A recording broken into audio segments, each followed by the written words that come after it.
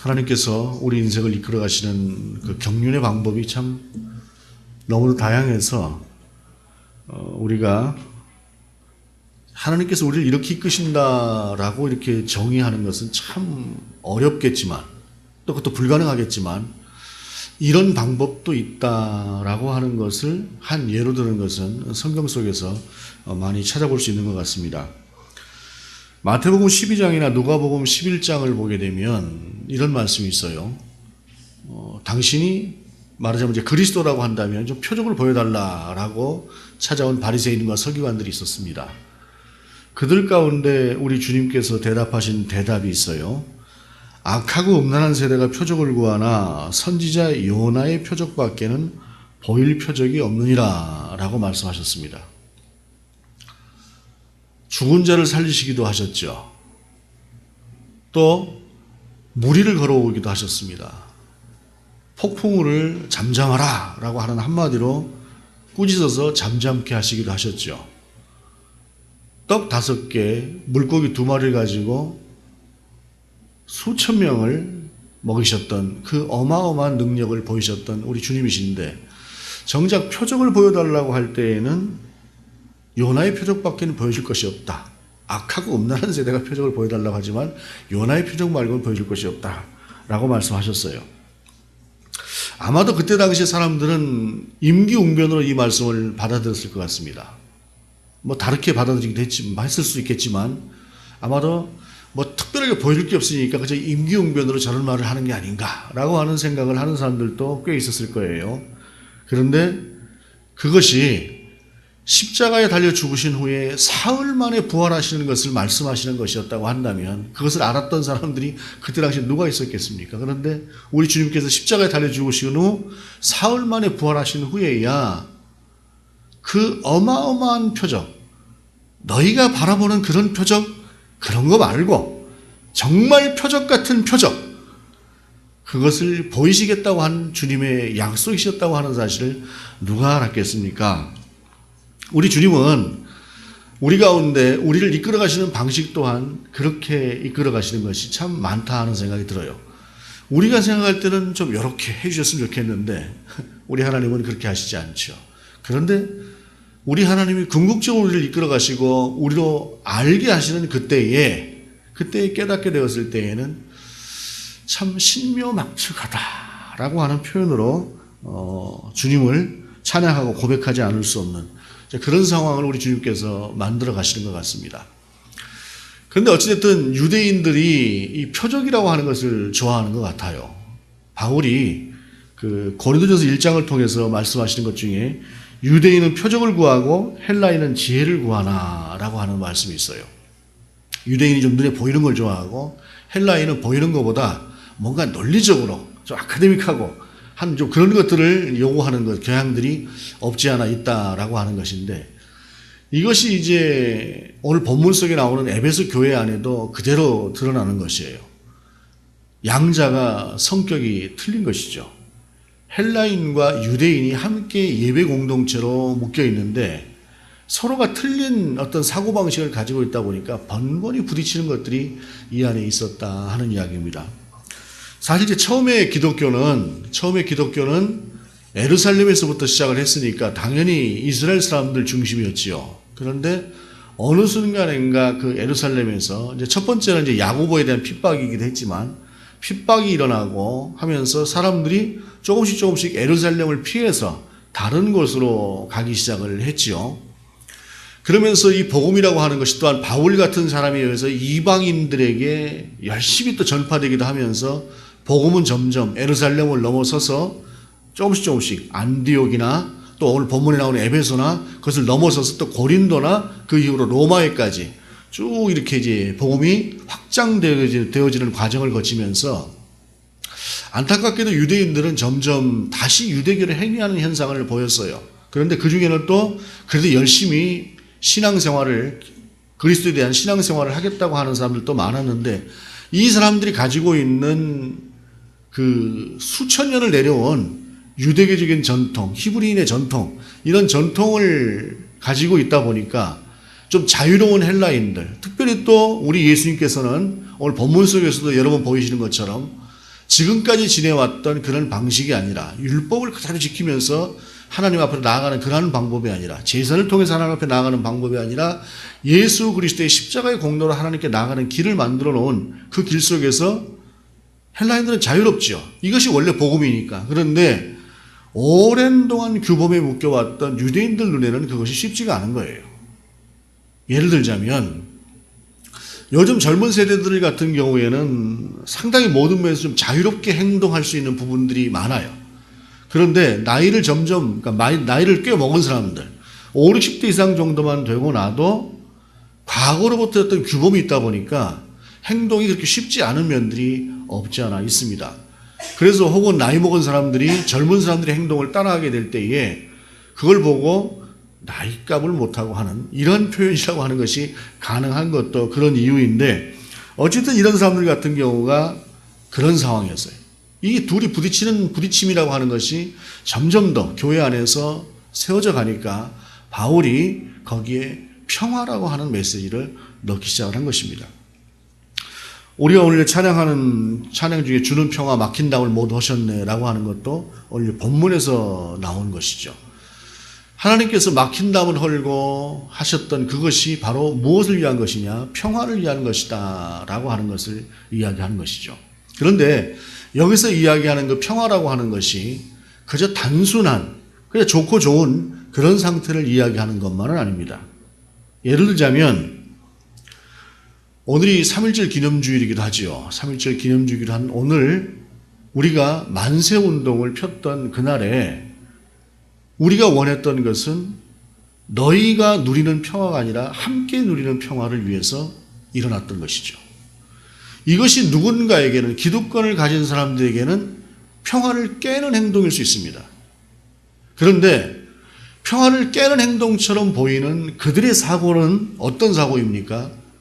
평화는 자신들만을 위한 사고라고 하는 생각을 자신들만을 위한 것이라고 하는 그런 사고 속에 젖어 있는 것이죠.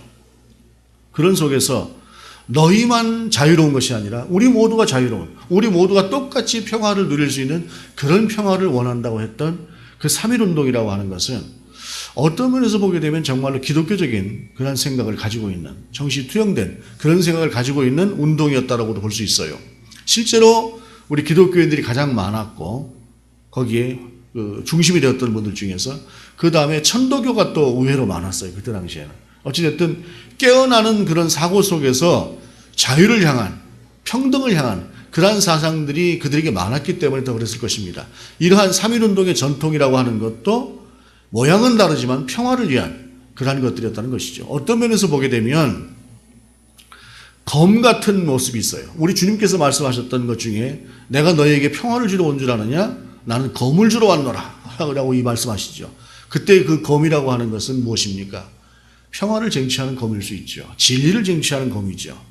그래서 결국에는 검을 통해서 평화를 얻을 수밖에 없는 그러한 형식이 될 수도 있는데 어찌됐든 하나님께서 우리 가운데 그런 평화를 주셨다라고 하는 것을 말씀하시면서 본문 14절 상반절에 그는 우리의 화평이신지라 라고 하는 말씀을 통해서 평화를 말씀하고 있습니다. 여기서 말씀하고 있는 화평이라고 하는 단어가 평화라고 하는 말하고 별로 다르지 않습니다. 공동번역과 새번역에서는 평화라고 하는 말로 번역을 했는데요. 평화라고 하는 말 자체는 평강이라고 하는 말로도 번역이 되기도 하는 그러한 말씀인데 샬롬이다 우리가 알고 있는 그러한 단어입니다. 헬라어로는 갑자기 생각이 안 나서 에이레네라고 하는 그러한 말이죠. 그런데 에이레네라고 하는 말보다는 샬롬이라고 하는 말이 훨씬 더 그 평화라고 하는 말, 성경에서 이야기하는 그 평화의 그 말을 많이 담고 있는 그러한 표현이다 할 수가 있습니다. 왜냐하면 평화라고 하는 것이 우리가 무엇인가가 부족할 때 평화를 못 누리죠. 그러니까 그 평화에는 넉넉함이라고 하는 것, 모든 것이 가득 차 있는 그런 상태를 이야기하는 것이에요. 또한 전쟁이라거나 이런 것들이 있을 때는 우리가 평화를 못 느끼는 거 아니겠습니까? 안정이라고 하는 말이 그 안에 들어있고 누림과 풍요와 이런 모든 것들이 그 안에 담겨져 있는데 가장 중요한 핵심은 뭐냐면 하나님이 내 안에 계시는 거예요. 하나님이 그것을 내게 베풀어 주시는 그러한 상태죠. 여러분, 우리가 어떤 누림을 충분하게 누릴 수도 있고 많은 것들을 가지고 있을 수도 있고 한데 중요한 것은 그것이 하나님께로부터 온 것이 아니라고 한다면 그것은 평안이 아닙니다. 우리가 잘 아는 부자의 이야기 있죠. 부자가 한 해 소출이 몇 년치 소출이 들어왔습니다. 곡간을 넓게 지어놓고 그날 밤에 얼마나 즐거웠는지 누리자라고 했는데 그게 하나님께 주신 것이 아니었어요. 그 밤에 하나님께서 그 부자를 데려가 버리셨습니다. 모든 것을 다 가지고 있다고 해도 하나님께로부터 온 것이 아니면 그것은 진정한 샬롬이 아닙니다. 그렇기 때문에 우리가 누림도 필요하고 안정도 필요하고 모든 풍요라고 하는 것들, 모든 것이 채워지는 것들, 넉넉함들이 다 필요하지만 그러나 그것이 하나님께로부터 온 것일 때에 그것이 온전한 샬롬이다라고 하는 것입니다. 오늘 본문은 막힌 담을 허셨다. 둘로 하나를 만드사 원수된 것, 곧 중간에 막힌 담을 자기 육체로 허시고 라고 말씀하시면서 먼저는 하나님과 사람과의 관계 속에서 막힌 담을 하나님께서 헐어주셨다라고 말씀하시는 것이죠. 우리가 잘 알다시피 우리 주님께서 다 이루었다 하고 십자가에 달려 돌아가셨던 그 순간에, 운명하셨던 그 순간에 성전의 휘장이 위에서 아래로 쭉 찢어졌다라고 하는 것을 성경이 말씀하고 있습니다. 그것은 무엇을 말씀하는 것입니까? 하나님과 사람 사이에 가로막혔던 장벽이 무너졌다라고 하는 것을 이야기하는 것입니다. 사람이 감히 하나님 앞에 함부로 나아갈 수 없었습니다. 그래서 제사라고 하는 것을 통해서만 하나님 앞에 나아갈 수 있었고, 특별히 지성소라고 하는 것은 인간의 가장 대표가 되는 대제사장이라고 하는 사람이 1년에 한 번, 딱 한 번 그곳에 들어갈 수가 있었습니다. 다른 사람 누구도 들어갈 수 없었던 그 지성소라고 하는 것을 하나님께 찢으시면서 누구나 자유롭게, 누구나 하나님께로 나올 수 있는 그러한 상황을 하나님께서 만들어 놓으신 것이죠. 그런데 하나님께서는 그 평화라고 하는 것, 하나님과 사람 사이 그 평화라고 하는 것만을 만들어 놓으신 것이 아니라 사람과 사람 사이의 평화도 하나님께서 만드신 것이다 라고 하는 것을 이야기하고 있습니다. 특별히 지금까지의 하나님과의 관계는 오직 유대인과 하나님과의 관계였다라고 볼 수 있었습니다. 적어도 예수님께서 오셨던 그때 당시에는 유대인들이 성경을 가지고 있었고 유대인들은 특별히 하나님께서 주신 율법을 가지고 있었던 민족입니다. 이스라엘 사람들이 자기 자신들 스스로의 정체성을 가지고 대단히 어떠한 상황에서도 자존감을 잃지 않을 수 있었던 유일한 이유는 무엇이냐면 우리는 하나님께서 직접 주신 율법을 가지고 있는 백성이라는 것이에요. 너희가 아무리 문화적으로 뛰어나다 어쩌다 해도 니들 하나님께서 직접 주신 율법 있어? 우리는 하나님께서 직접 주신 법을 가지고 살아가는 사람들이야. 너희하고는 근본이 틀려. 이렇게 살고 있었어요. 사실 이것은 유대인들이 예수 그리스도를 받아들이지 못했기 때문에 이런 것이 문제가 될 수 있지만, 그러나 정말로 그리스도인의 정체성이라고 하는 것은 유대인들이 가지고 있는 이런 정체성을 우리도 가지고 와야 되고 우리도 분명히 볼 필요가 있는 것들입니다. 왜냐하면 우리는 분명히 하나님께서 관리하시는 사람들이잖아요. 하나님께서 인도하시는 사람들이고 하나님께서 들여다보고 계시는 사람들이에요. 특별하게. 그렇다고 한다면 우리의 자존감의 원천은 바로 거기에서 나와야 되는 것인데 그렇지가 못한 것이 문제죠. 또 한 가지 문제도 있습니다. 사실은 이 자존감이 넘치다 보니까 유대인들처럼 남들을 무시하려고 하는, 또 지나치게 또 다른 종교를 폄하하려고 한다거나 하는 것들도 사실은 좀 문제가 있죠. 더불어 함께 살아가는 세상 속에서 분명한 것은 우리 주 예수 그리스도를 구주로 고백하는 우리의 신앙이 하나님 앞에서 유일한 진리라고 하는 사실입니다. 이것은 우리 안의 신앙의 정체성이죠. 어떤 경우도 변화될 수 없는, 그러나 더불어 함께 살아가는 사람들이 살아가고 있는 또 다른 그들의 삶의 방식이라고 하는 것도 우리가 존중해주고 살아가는 것은 마땅한 일입니다. 그런데 이것이 적대적인 관계를 형성하면서 타 종교에 대해서 지나치게 어떤 폄하한다거나 또 적대적인 관계를 형성하고 그들과 원수처럼 대하려고 한다거나 라고 하는 것은 사실은 우리 주님께서 우리가 주셨다는 그 평화의 상태하고 틀린 부분입니다. 그렇다고 경계가 무너져버린 상태로 살라는 얘기는 아닙니다. 우리의 진리는 분명히 우리가 진리대로 간직하되 그러나 그들과 더불어 함께 살아갈 수 있는 넉넉함, 여유로움까지 포함하는 것, 이것이 바로 그리스도인들이다라고 하는 것이죠. 그러면서 15절 상반절에 법조문으로 된 계명의 율법을 폐하셨다라고 말씀하십니다. 조금 전에도 말씀드린 것처럼 유대인은 율법을 자기들이 받은 민족이다라고 하는 그 자부심으로 살았어요. 그런데 이제 그것을 깨트렸다는 것입니다. 그리고 율법이 아닌 은혜의 시대를 우리 주님께서 열어놓으신 것이죠. 무엇을 통해서입니까? 바로 십자가를 통해서 그것을 이루셨다는 것입니다. 이는 이 둘로 자기 안에서 한 세 사람을 지어 화평하게 하시고 또 십자가로 이 둘을 한 몸으로 하나님과 화목하게 하려 하심이라 라고 하시면서 이방인의 이름으로 그리고 하나님의 백성의 이름으로 살고 있었던 유대인과 헬라인 이 둘을 하나로 묶어서 한 몸을 이루고 그들 사이에서의 평화와 함께 더불어 하나님과 그 둘이 온전한 평화를 누리는 그러한 상태로 하나님께서 그들을 부르셨다라고 하는 것을 본문은 이야기하고 있다라고 하는 것입니다. 여기서 중요한 것은 둘이 하나가 아니라는 것이죠. 하나라고 하는 표현을 하여 한 몸이라고 하는 표현을 쓰고 있는 것입니다. 그래서 교회는 인종과 국가를 차별해서 예수 그리스도를 구주로 고백하는 그 누구도 한 몸이고 한 형제고 한 성도가 되는 것이죠. 교회를 이야기할 때에 교회는 교회 표제라고 하는 단어로 이렇게 사용하는 말이기도 한데 교회는 하나다라고 하는 표현을 씁니다. 교회는 어떤 곳에 있어도 어떤 나라에 있어도 어떤 민족으로 구성되어 있어도 어떤 공동체로 구성되어 있어도 예수 그리스도를 구주로 고백하는 그 교회는 같은 교회다라고 하는 것을 이야기하는 것입니다. 오늘 본문 속에서 말씀하시는 한 몸이다 하나라고 하는 말과 같은 말이죠. 그렇기 때문에 한 몸이 두 개로 나눠지고 세 개로 나뉘어지는 그러한 분리됨은 있어서는 안 된다라고 하는 것을 이야기하고 있는 것입니다.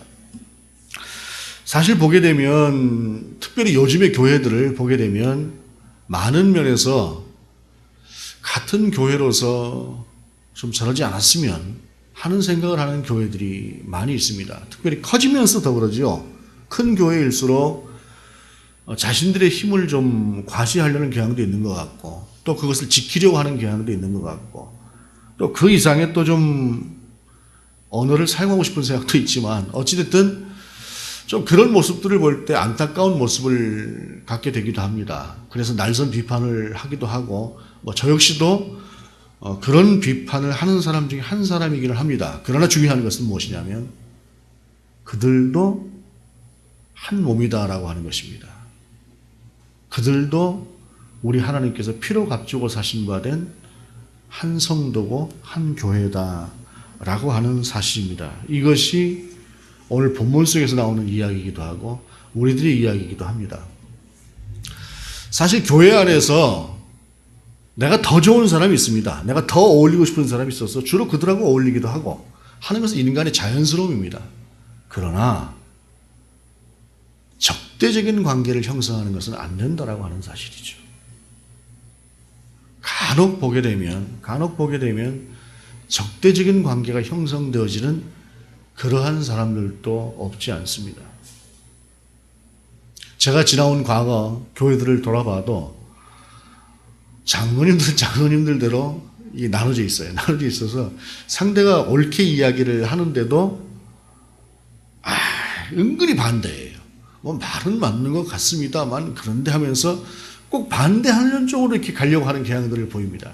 사람은 이상하게 그런 진영의 논리라고 하는 것에서 자유롭지 못한데 교회들도 그런 모습을 보이기는 합니다. 그러나 어느 정도는 그것을 우리가 살아가는 데 있어서 극복하기 어려운 그런 한계는 분명히 있다고 생각을 합니다. 그러나 그것이 적으로 돌리는 그러한 관계가 돼서는 안 된다라고 하는 것을 이야기하는 것이죠. 바울은 원수되는 것을 십자가로 소멸하셨다라고 표현하고 있습니다.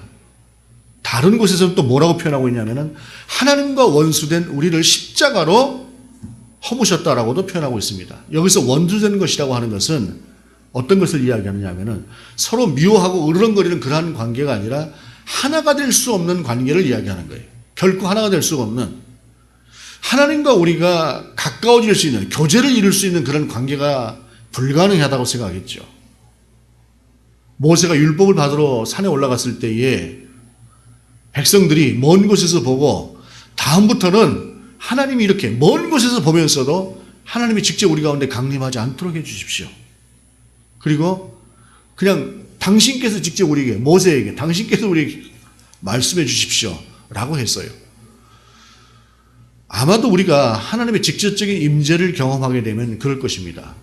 그런데 그 하나님께서 인간의 몸을 입고 이 땅에 오셔서 예수 그리스도의 이름으로 우리 가운데 오셔서 우리와 하나 된 모습으로 사셨고, 그분이 십자가에 달려 죽으심으로 말미암아 결코 하나님께로 나갈 수 없을 것 같았던 그러한 관계를 우리 하나님께서 헐어버리셨다는 것이요, 원수된 관계를 하나로 하셨다라고 하는 것은 바로 이런 의미를 갖는 것입니다.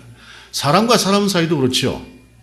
원수된 것을 하나로 묶으셨다라고 하는 것은, 십자가로 묶으셨다라고 하는 것은 어떤 의미에서 보게 되면 너하고 나하고 섞일 수가 없는 관계일 수도 있지만, 굳이 너하고 나하고 섞이지 않고 살아도 되는 관계, 섞일 필요가 없는 관계, 이런 관계가 세상에 참 많아요. 특별히 요즘 더 그렇죠.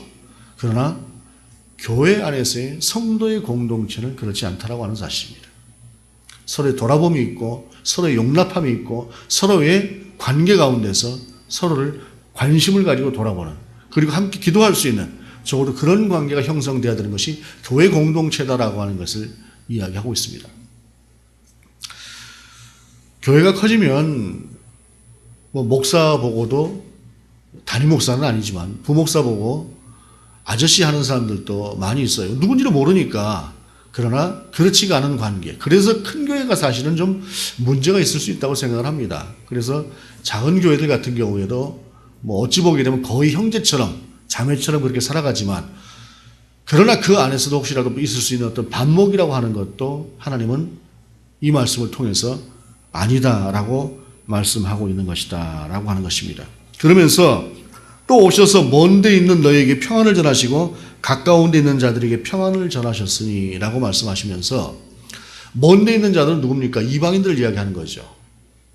하나님의 성전에서 멀리 있었던, 하나님의 말씀에서 멀리 있었던 그들에게도 너희가 십자가를 통해서 하나님께 나아갈 수 있다고 하는 그 길을 일러주셨고, 가까이 있는 이들에게도 바로 이것이 진리다라고 하는 것, 너희가 그렇게 기다렸던 메시아가 바로 예수 그리스도였다라고 하는 사실, 그리고 그분을 통해서 새롭고 산 길을 열어주셨다, 우리는 그 길로 가는 것이다라고 하는 것을 일러주셨던, 그래서 결국에는 사람 사이에도 하나님 사이에도 함께 평화가 이루어지는 그 관계를 우리 주님께서 이루셨으니 너희도 평화롭게 살아라 라고 하는 것을 말씀하십니다. 그러면서 18절에 이는 그로 말미암아 우리 둘이 한 성령 안에서 아버지께 나아감을 얻게 하려 하심이라 라고 말씀하시면서, 헬라인과 유대인이 서로 반목하고 있었던 그 둘을 하나로 묶으면서 성령 안에서 아버지께 나아감을 얻게 하려 하십니다 라고 말씀하고 있습니다. 사실 성령이 아니면 불가능할 것입니다. 우리의 모든 신앙이라고 하는 것이 시작도 성령이요 마침도 성령입니다. 왜냐하면 우리가 사실 성령이 아니면 우리의 믿음이라고 하는 것을 객관화시켜서 한번 본다고 하게 되면은 이게 뭔 짓인가 싶은 것이 참 많을 거예요. 정말 도대체 내가 지금 뭐 하고 있는 것이지? 그런데 내 안에서 내 하나님을 향한 그 마음을 가만히 들여다보게 되면 그 마음이 예사롭지 않죠. 그냥 그런 보통의 마음이 아닙니다. 온전한 내 하나님을 향하고 있는 내 마음은 나도 이해가 되지 않는 신비한 것일 때가 참 많아요. 어떻게 어떤 존재를 절대적으로 신뢰할 수가 있겠습니까? 이 세상에 내가 절대적으로 신뢰할 수 있는 존재가 누가 있어요? 그런데 내 하나님에 대해서는 절대적으로 신뢰가 돼요. 성경을 읽다가 이해가 안 되는 부분도 전제는 하나님이 오르시기 때문에 이 이해가 안 되는 부분을 통해서 하나님은 무엇을 말씀하실까? 이런 엉뚱한 접근이 어디가 있습니까? 세상적인 접근으로는. 근데 그것을 주신 분이 바로 우리 하나님이시라는 것이죠. 그런데 그 하나님을 통해서 그 하나님을 바라보고 나아가는 길에 어느 순간인가 결론을 내리게 되는 그때에 하나님이 오르시구나 라고 하는 것을 경험하는 것, 이것이 믿음이라는 것이죠. 그리고 이것이 조금씩 더 축적되어 가는 것, 이것이 우리 믿음이 성장하는 과정이라고 하는 것입니다. 그래서 우리가 이런 과정들이 없으면 믿음이 약한 사람이 되는 것이고, 이런 과정들이 많으면 많을수록 믿음이 굳건한 사람이 되어가는 것입니다. 우리가 하나님 앞에서 이 믿음이라고 하는 것이 확장되어지는 것은 바로 교제를 통한 것인데, 둘이 한 몸을 통해서 성령을 통해서 아버지께로 나아감을 얻게 하려 하심이라. 그 바로 아버지께로 나아가서 그 하나님과의 관계 속에 들어갈 때에 이러한 믿음의 담대함, 믿음의 역동성이라고 하는 것이 생겨나는 것이죠. 특별히 오늘 본문 속에서 보게 되면 나아감이라고 하는 단어는 그 헬라어로 프로사고겐이라고 하는 단어인데, 이것은 제물을 통해서만 하나님께 나아가던 어떤 제의와 관계된, 제사와 관련된 그러한 단어예요. 그런데 이제 성령 안에서 무시로 하나님 앞에 제사를 통해서만 나아가는 그 나아감을 언제든지 나아갈 수 있는 그런 관계를 형성했으니, 하나님과 우리 사이에 좀 더 친밀하고 온전한 교제가 이루어질 수 있는 그러한 삶으로 나아가라라고 하는 것입니다. 이것이 분쟁이 있게 되면 나아갈 수 없다라고 하는 것을 본문은 또한 말씀하고 있는 것이기도 합니다.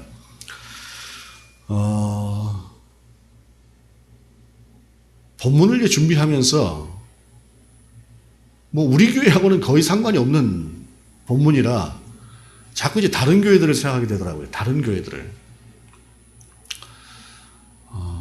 참 그런 교회들을 보면서 여러 가지로 생각이 들긴 하지만, 어찌됐든 하나님께서는 그들도 우리와 함께 예수 그리스도께서 피로 값주고 사심받은 성도요 교회다라고 하는 것을 기억하시면서, 어찌 보게 되면 참으로 할 얘기들이 많지만, 그렇다고 그 얘기를 하지 말라는 것은 결코 아닙니다. 할 얘기들을 하되 그들도 우리의 지체라고 하는 사실은 잊지 않으면서 이야기할 수 있는 우리가 되었으면 좋겠다라고 하는 생각을 합니다. 그리고 특별히 사순절 세 번째 주일을 맞이하면서 오늘 또 3.1절 기념주일로 드리면서, 우리가 3.1운동 당시에 참 본이 되었던 그러한 모습들을 회복할 수 있었으면 좋겠다라고 하는 생각을 하면서, 오늘날의 교회가 좀 그런 자세로 우리가 하나된 마음으로 안타까워하고 또 그들과 함께 그들을 위해서 기도하고 할 때에, 그때 그 자랑스러웠던 교회의 모습으로 우리가 회복하는 것도 가능하지 않을까라고 하는 생각을 하면서, 어찌되었든 오늘 본문을 통해서 우리는 하나님과 우리가 평화를 누리고, 또한 더불어 함께하는 우리 지체뿐만이 아니라 하나된 그 교회들, 그러한 교회들과 더불어도 우리가 함께 평화를 누릴 수가 있는 그러한 우리가 되기를 예수 그리스도의 이름으로 간절히 기원하고 축원합니다. 기도하시겠습니다. 하나님, 정말로 막힌 담을 오시고 주님과 하나님과 우리를 하나로 한 길로 놓으셔서 담대히 우리가 하나님께 나아갈 수 있는 그 길을 열어주신 그 예수 그리스도의 십자가의 은총으로 말미암아 우리 주님께서 우리 가운데 원하시는 더불어 함께 평화로운 삶을 살아가는 우리가 될 수 있도록 인도하여 주옵소서. 서로 잘못된 것을 우리가 지적하되 형제의 아픔으로 지적할 수 있는 우리 이 땅의 모든 교회들이 될 수 있도록 인도하여 주옵소서. 결코 피로 값주고 사심받은 한 공동체라고 하는 사실을, 모든 교회가 하나라고 하는 그 사실을 잊지 않는 우리가 될 수 있도록 인도하여 주옵소서. 예수 그리스도의 이름으로 기도드립니다. 아멘.